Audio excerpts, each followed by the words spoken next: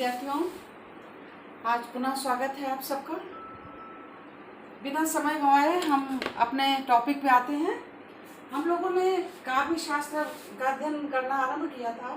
इसके अंतर्गत हम लोगों ने अलंकार पढ़े थे, रस पढ़े थे और आज हम जो है छंद पढ़ेंगे।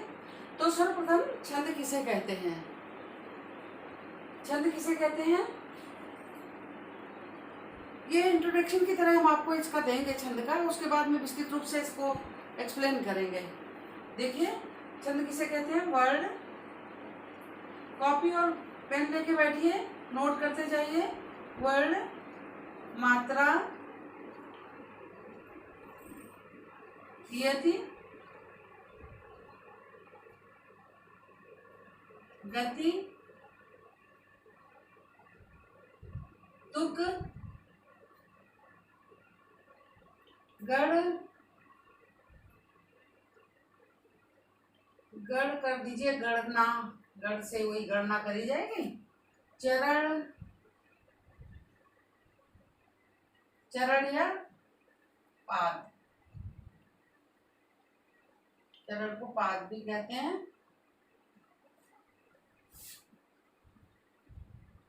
को, क्रम, बद्ध, क्रमबद्ध, क्रमबद्ध एक वर्ड होगा। तरीके, क्रमबद्ध तरीके से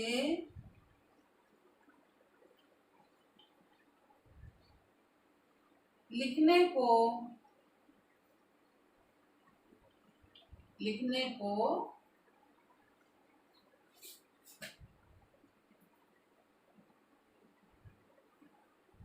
छंद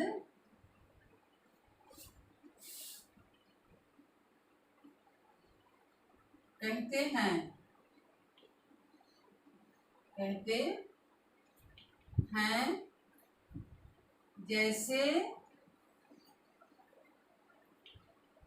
जैसे दोहा, कबीर के दोहे नहीं है, दोहा, सोरठा,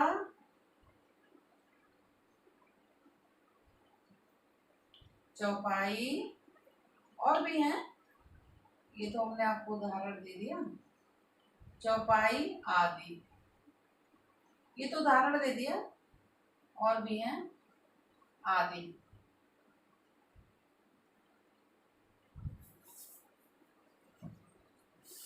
तो वर्ण, मात्रा, यति, गति, तुक, गणना, वर्ण, मात्रा, यति, गति, तुक, गणना, चरण, पाद, चरण या पाद को क्रमबद्ध तरीके से लिखने को छंद कहते हैं। जैसे दोहा, सोरठा, चौपाई आदि। अब क्या करेंगे, हम इसके छंद के अंग पढ़ेंगे और उसके बाद में हम लोग पढ़ेंगे इसका प्रकार।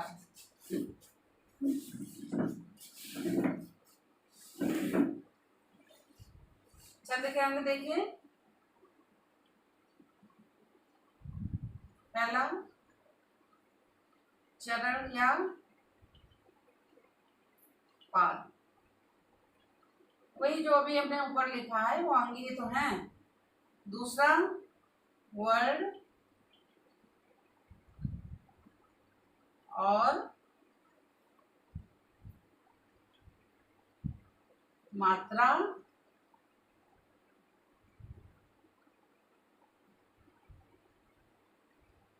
तीसरा, इसमें कोई क्रम नहीं है, समझने की बात है यहाँ पर। यति, ये सारी चीजें होती हैं उसमें छंद में। चौथा गति, पांचवा तुक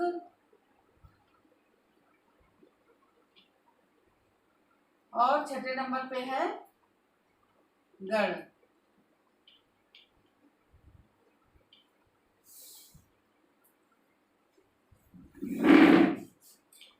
तो छंद के कौन कौन से अंग है? चरण या पाद, वर्ण और मात्रा, यति, गति, तुक, गण। इनको हम इस तरह समझ सकते हैं।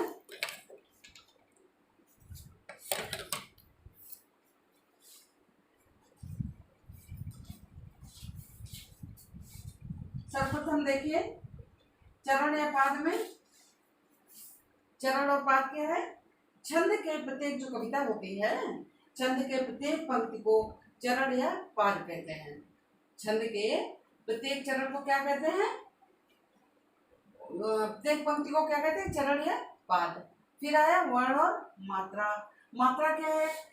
जो मात्रा हम लोग लगाते हैं होते वही हैं, पर किसी वर्ण में लगने वाले समय को मात्रा कहते हैं।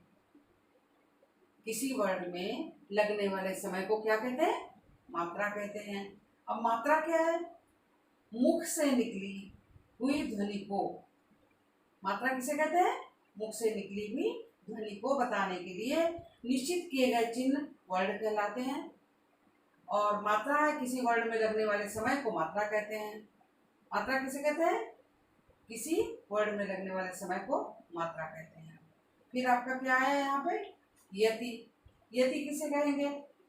यति माने यहाँ पर रुकने से मतलब है, छंदों को पढ़ते समय, कविता जब पढ़ते हैं लोग तो उस समय रुकना पड़ता है, कहीं कॉमा लगा होता है या पूर्ण विराम लगा होता है तो वहाँ रुकना होता है थोड़ा सा बोलते समय, तो उसे कहेंगे यति। और उसके बाद आता है गति। गति में क्या है? पढ़ते समय हम धीमी जो लय होती है हमारी, धीमी या तेज करते हैं लय को, तो उसी को हम कहेंगे गति। उसके बाद क्या आता है आपका? तुक। तुक में क्या है? जो पंक्तियां होती हैं कविता की, उसमें अंत में नहीं होता जैसे आई, खाई, गई, अब ई बोल रहे हैं हम, तो ई अंत में आया तो वो हो गया तुक होता है उसे। तो क्या है? ये कविता का आवश्यक अंग है। तो क्या? तुक। तुकबंदी होती है, कहते हैं ना तुकबंदी की है, तो ये आवश्यक अंग है।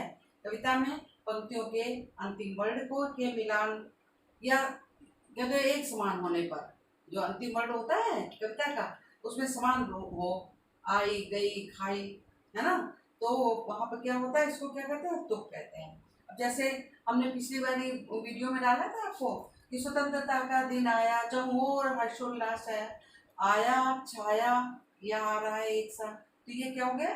तुक हो गया। अब आपका आया गण। गण क्या है? गणों की संख्या जो है कितनी है? 8 है। गणों की संख्या 8 है। ये कौन कौन सी है? 8।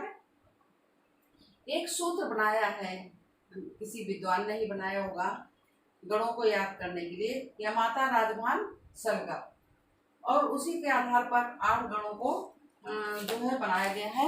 हम आपको बता रहे हैं, लिख के बताते हैं, बहुत ध्यान से देखिए तभी समझ में आएगा।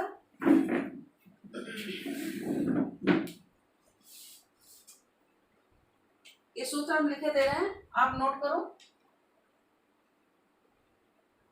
यमाता, ये जल्दी नहीं मिलता है, हमने देखा है। यमाता किसी किसी किताब में होगा, राजभा, राजभान,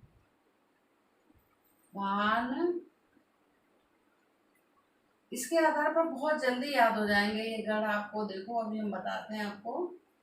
राजभान सलगा, यमाता, राजभान, सलगा, तो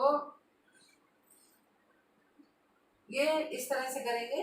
यमाता, राजभान, सलगा है, इसमें 8 गण हैं। 8 गण कैसे निकालोगे आप?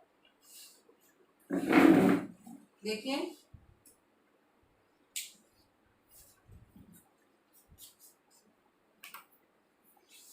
ये यमाता, राजभान, सलगा है। यमाता एक हो गया, ठीक है। फिर यहाँ से या किसे हो गया? यमाता। फिर माता, रा, ये हो गए 2। फिर तीसरे अक्षर पे आओ, तीसरा ताराज, ये हो गए 3।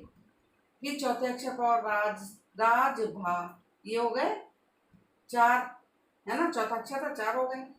जभान 5 हो गए। सलगा, जभान जा से 5 हुए, फिर भा नस, ये 6 हो गया। फिर नसल, इस 8 हो गए हैं। सॉरी, देखो फिर से, यमाता, हम आपको इस तरह से बताते हैं। जैसे या का है, पहले अक्षर या है, तो हमने किया यमाता, ये हो गया, देखो यमाता हो गया। फिर हमने दूसरा किया, तो मा ता रा, ये आपके हो गया दूसरा, ठीक है। फिर मातारा, फिर ताराज, ताराज, ताराज, ये आपके हो गया,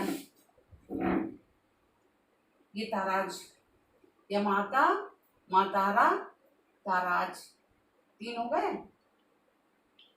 इसके बाद चौथा क्या है, राजभा, राज, 1 2 3 4, चौथा क्या हुआ, राजभा, राज, बोर्ड थोड़ा नीचा है, राजभा। अब आप कितने हो गए, 4, माने 1 2 3 4। इसके बाद कौन सा है, पांचवा में जभान, 3 वर्डों को लेके चलेंगे हम। जभान, ये गड़े, ये हो गया आपका जभान। फिर कितने हो गए, 1 2 3 4 5 हो गए, 1 2 3 4 5, यहाँ तक हो गया हमारा, ठीक है। फिर भा नस, ये जो है एक ही में है, अलग नहीं है। ये आपका जो है, ये एक्चुअली बहुत नीचा होने की वजह से लिखने में प्रॉब्लम हो रही। ये देखो भानस, ये हमारा 1 2 3 4 5, ये 5 हो गए। छठा, ये हो गया हमारा भास, भा वर्ड है, तो यहाँ से भानस, जहान के बाद में भानस, ये आपका भानस हो गया, ठीक है। फिर ये आया ना, यहाँ से हो गया नसल, ये हो गया आपका नसल।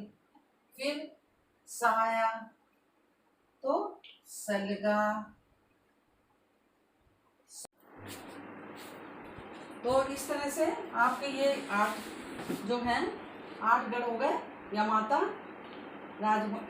मातारा, ताराज, राजभा, व्याभान, मानस, नसल और सलगा, माने भानस, फिर यहाँ से हुआ नसल, सलगा।